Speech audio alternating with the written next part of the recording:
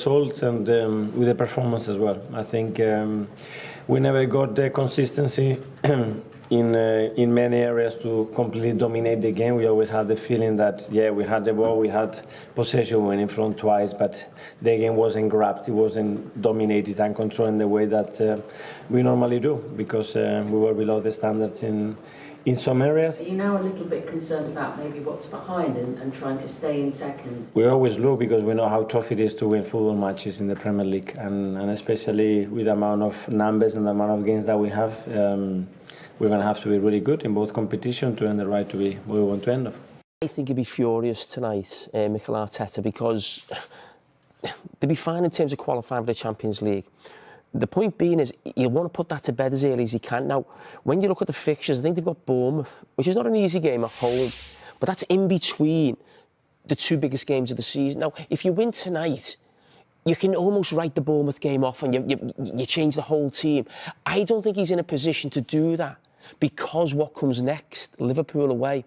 So if you put a really weakened team out against Bournemouth, which I think he would have wanted to do, to really go for this Champions League final, and you lose the game, and then you go to Anfield, and there's a good chance you're probably going to lose at Liverpool on the back of playing PSG. Liverpool are at home with a free week. If you lose the next two games, the others are a point or two behind you. And then you go and, you've got Newcastle. And then Newcastle becomes a crunch game, doesn't it? Exactly. So that's why I think he'd be furious. You just don't want that sort of thing. You know, you're looking behind, you're looking over your shoulder. I've just looked at the stats then. You can't believe, when you look at obviously the 6 points ahead of City. City have had an awful season by their standards. They've won the same amount of games in the Premier League. They've both won 18. You can't believe that. So, only a point, Nick, needed for Liverpool against Tottenham on Sunday to win the title. You'd assume they're going to get it. They'd much prefer it that way, wouldn't they? At home, in front of their fans, instead of just waiting to see if Arsenal lost and then it's done and wrapped up, isn't it? How have Liverpool fared against Spurs this season, though, if they want to secure the title? Well, I think you're right. It is the ideal scenario for them now, isn't it? You always want to win these things in front of your fans, have that opportunity to celebrate with them, and it's set up perfectly now for them now, isn't it? Knowing that they can draw, and that would be enough. But in terms of their opponents, Spurs, I think they will have confidence given what we've seen between the two sides this season. So here we have the head-to-head record between Liverpool and Spurs this season. Now, Spurs have beaten Liverpool once. They beat them in the first leg of the Carabao Cup semi-final 1-0. But the other two games were very much Liverpool wins, weren't they? Liverpool came back to win 4-0 in the second leg of that semi-final. They also beat them 6-3 at the Tottenham Hotspur Stadium earlier this season. And the rest of these stats here really highlight their superiority over these games. So 10 goals scored by Liverpool to Tottenham's 4. They've had 64 shots in these three games compared to Tottenham's 23. 29 shots on target, which is quite an incredible total, isn't it, from Liverpool, and one clean sheet apiece for the two sides. But I think Liverpool can be very confident going into this game. Spurs, obviously, with a bit of focus on the Europa League as well for them in what looks like a more important competition for the club now. Yeah, absolutely. There's been lots of talk about Liverpool limping their way to the title. But, they've won 6 and drawn 1 of the last 7 league games. There's been a drop-off in key stats from earlier this season, has there?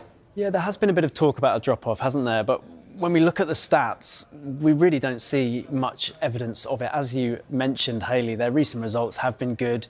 OK, maybe they haven't been at their free-flowing best in all of these games. But if we compare their first 16 games of the Premier League season to their last 16, so these are the most recent 17, I should say, so one more game. We see that the numbers are remarkably similar, aren't they? So points, goals scored, goals against, there's very little difference in these two columns, as you can see. The exact same number of clean sheets in the first and second half of the season. Now, Liverpool have actually taken more shots in the second half of the season than they took in the first half of the season, and they've faced fewer as well. So that suggests their sort of attacking and defending has improved, if anything. Expected goals we see next on the list. Again, very, very similar figure. It's interesting to look at their distance covered per game at the bottom there as well. Are they tiring? Have we seen evidence of fatigue? Well, in terms of the numbers, there hasn't been much of a drop-off, has there? 108.4 kilometres per game previously. That's at 107.4 kilometres in the last 17 games. So I think the talk of a drop-off has maybe been overplayed slightly. Liverpool still picking up results and still generally performing pretty well as well. Yeah, consistency is what we can see here, isn't it? Yeah. Obviously, big shoes for Arne Slot to step into following Jurgen Klopp into Anfield. We all wondered how on earth he was going to do it. I mean, he's done some job. If we compare the top three's records between now and a year ago, then, Nick. Yeah, so that's what we have here. So we have the top three and we have their points total now in this column here. Then we have their points total at the same stage of last season in this column here. So as you can see, Liverpool are 5 points better off than they were at the same stage of last season. So there has been improvement. Now, of course, they have benefited from their rivals dropping off. So Arsenal are actually 10 points worse off than they were last season at this stage. Man City 18 points worse off. But I think you have to give credit to Liverpool even so. They're averaging 2.4 points per game under Slot. So, I mean, even if Arsenal and Man City hadn't dropped off, I think they may well have struggled to keep pace with Liverpool. They are on course for a 90-point season under Slot. In the end, they're not going to need 90 points, aren't they? Are they? It's going to take a lot less for them to clinch the title. But it just shows you how good they have been. Yes, their rivals have dropped off, but Liverpool have set a ferocious pace and they are well deserving of what's coming their way. Are Liverpool playing Tottenham at the perfect time, do we think, right now? They obviously take on Bodo Glimt in the first leg of the Europa League semi-final. That's next Thursday. Well, we did see a drop-off from Spurs, didn't we, after the Frankfurt game? They obviously had a fantastic result out in Germany to clinch their place in the semi-finals. They then returned to the Premier League, lost at home to Nottingham Forest. So that did show the difference between the two competitions. Can they maintain their focus? That's the challenge for them. They do have longer to recover this time. They have 6 days rather than 4 days. But they are going to have to maintain their focus. It looks like a good time for Liverpool to play them. Okay, for now, thank you. OK, so again, Nick Wright with us to go through all of the stats and look and really pick up on that there. Arsenal dropping points from winning positions yet again this season. It's a theme, isn't it? It has become a real theme of their season and a real source of frustration as well. So we're going to see some stats now around these draws, around these points they've dropped. And we'll start here with the number of draws. So 13 draws from Arsenal in the Premier League this season. As you can see, the second highest total in the division behind only Everton. Now, they've only lost 3 games, which is only 1 game less than Liverpool. But these draws have been really costly, and we've seen it time and time again, haven't we, in terms of them dropping points when they've been in good positions. So we'll hopefully show you another graphic which shows you that. So here we have it, 9 draws in the Premier League by Arsenal this season from positions where they have been winning. So that's the most by a team in the Premier League since Spurs way back in 2007-08. So it is a really unwelcome theme for Mikel Arteta this season. And we can see how it compares to previous seasons under Arteta, and we see that it's a real increase, isn't it? So this is the number of points dropped from winning positions by Arsenal in Premier League seasons under Mikel Arteta, and as you can see this season the total stands at 18, so that's the 14th, puts them 14th in the Premier League. Now that's a big increase from previous years under Arteta when they dropped between 8 and 11 points from winning positions. So that was a real strength of theirs. You know, they had that strong mentality and they generally ranked in the top 2 or 3 teams in that category. But this season, a big change, and it has been a big problem for them in the title race, and something for Mikel Arteta to address for sure. Yeah, absolutely.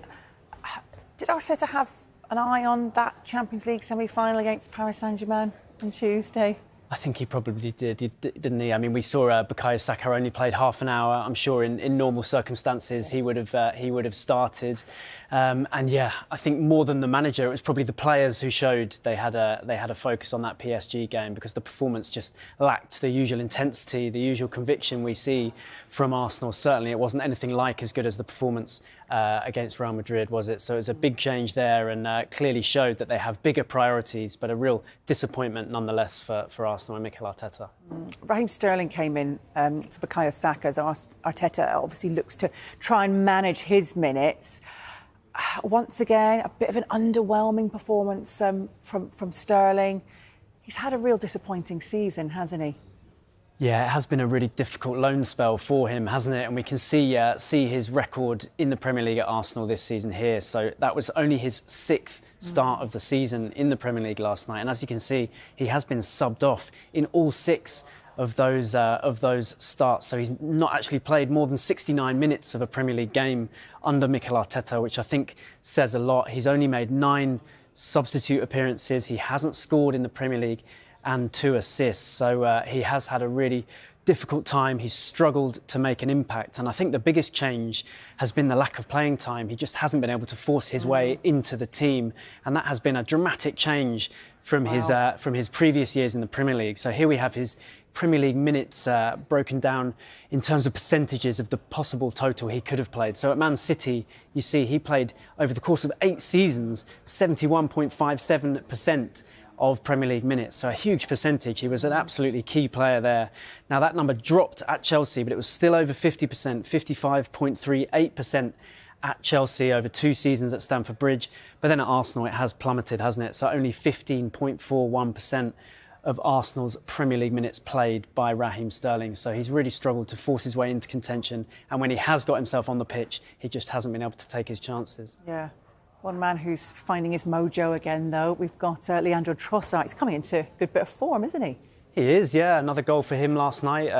That's 4 in 4 games, isn't it? And he took it well. A bit of luck with the deflection, but he is so dangerous in those situations in the box, isn't he? So good in tight spaces, able to finish with both feet.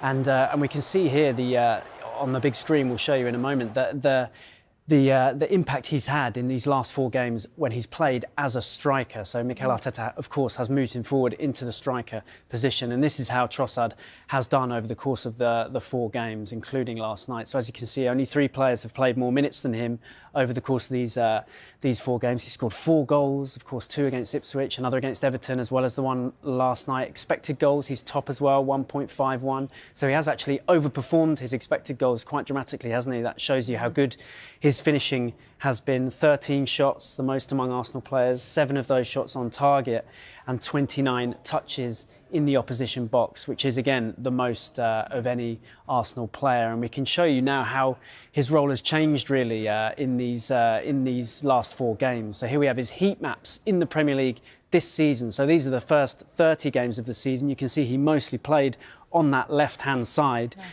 in that area. He was very active there, but didn't really get involved elsewhere on the pitch. Now, since moving into the striker position, he has been a lot more active right across the front line. So Arteta has encouraged him to drift and take up different positions. He's getting into the box a lot more, as you can see, and he's popping up on both sides and having a really good impact there, linking the play and getting involved in midfield, as well as making a real difference in the box. So that is one positive for Arsenal from last night, the performance of Leandro Trossard. Yeah, absolutely. Arsenal have a couple of injury concerns, don't they, ahead of that semi next week. We've got Ben White, Mikel Merino, both not in the squad yesterday. How important is it to get them back, specifically Merino? I think it is crucial, yeah. And as you say, Merino in particular looks key, doesn't he? We talk about Trossard's impact in that centre-forward role, but Merino has done so well there, hasn't he, since coming in for Kai Havertz. 6 goals and 4 assists in 14 games in all competitions since then. And of course, with Thomas Partey suspended for the first leg, he may be needed in midfield in that game. So Mikel Arteta will be hoping he is available, because he could be a really key player for them. Ben White as well, of course, a really important player. But with Jurriën Timber playing well in the right-back role, you'd probably say Mikel Merino is the most important of the 2 right now. Right, for more on that game now, as you can see, we're joined by Paul Mercer. Morning to you, Paul. Hi there. As we know, celebrations have been just delayed for Liverpool then, but you'd think only for now. Oh yeah, 100%. Yeah, Tottenham have got a bigger game next Thursday than the Liverpool game, so I don't see them putting out their strongest team in the world. So for me, yeah, it'll all be done, and I'm quite pleased that it's going to happen at Anfield in front of a packed house, because if Arsenal would have got beat last night and they won it there, why Arsenal were playing, it wouldn't have been the same. And last time they won it, there was no fans allowed. So it'll be an amazing day at Anfield. I don't see anything but Liverpool winning the Premier League this weekend. Have you been a bit disappointed, though, by the fact that they haven't been pushed further in this race? A I think it's timings. Arsenal, it's sort of worked out and they're in the Champions League. There's a couple of bad results, but they've been consistent, Liverpool. They're not going to win it with 70 points. Consistent, lost a couple of games. I don't think we give them the credit they deserve. And they've gone along steadily, and everybody else hasn't been able to live with them. So fair play to Liverpool. I think we're trying to make excuses for everybody else, but I think Liverpool have been very, very consistent this year. After the game, Jamie Carragher said Arteta would be furious with the result. We saw he didn't look happy either. His point was that if they had won last night, they could have then rested players in the Bournemouth game. That falls, of course, between the two Paris Saint-Germain ties. Do you agree? I personally, I think that they'll have to just forget about the Bournemouth game. They'll have to forget about it. They've got a massive opportunity. They're not going to finish out the top 5. They're not going to do that. They'll have enough games left. The next 2 games against Paris Saint-Germain are huge. They're absolutely huge. They've got an unbelievable opportunity to win in the Champions League, which they've never done before. So for me, I'd be more disappointed with yesterday's result on the strength of, if we want to win the Premier League, and that is really the aim, really, is to win the Premier League, this is going to happen every season. If you're a good team, you're going to go deep into competitions, into Europe, FA Cups, League Cups, hopefully. You need squad players and you need to perform week in, week out. And I think that would be my worry for Mikel Arteta. His worry would be if we're second in the league and we're 2 points behind, we can't have performances like this. And that's why you have to show so much respect to Man City, what they've done over the last few years of consistently churning out results, winning league titles, going deep in the Champions League, even winning it. So that's what would disappoint Arteta more, is next season they have to be a lot more consistent. It's drifted away in that way, but they could say they put all their eggs into this Champions League now. What did you make of the starting lineup then from Arteta? I mean, there was no Bukayo Saka, no Ethan Nwaneri. Did this again to show that the focus is well and truly on the Champions League? Well, yeah, I'm surprised Nwaneri never played, because he won't play in the Champions League game. I'd be shocked if he did. But yeah, I mean, Saka, rested. I thought there'd be a couple more. I just don't see the chance. As I say, these opportunities come along. They don't come along too often. Semi-final, PSG, already beat them in the group stages. The teams in the other side as well. Massive opportunity. I'd have rested a few more players, if I'm being honest. I think if Saliba would have got injured yesterday, I think you could have wrote the Champions League off. They'd have had no centre-half. So for me, I thought he put out a decently strong team, considering how big this game is next Tuesday night. One player who was given a chance last night, and that was Raheem Sterling. What did you make of his performance and I guess his time at Arsenal overall? Yeah, it's hard, Raheem's been playing football all the time, week in, week out. When you're a winger, he's coming in for a game here and a game there. When he comes in, it's not Arsenal's full team. It's less the players playing. Yeah, it's been hard for him. I don't know where he goes from here. That will be up to him. But you need to play football. You need to consistently play week in, week out to get a rhythm. And he's come in games where, they've made changes. So it's not been fluid. It's not been, going through the lines like they do. So for me, I do feel for him in a way. But, I think his time at Arsenal will be up, definitely.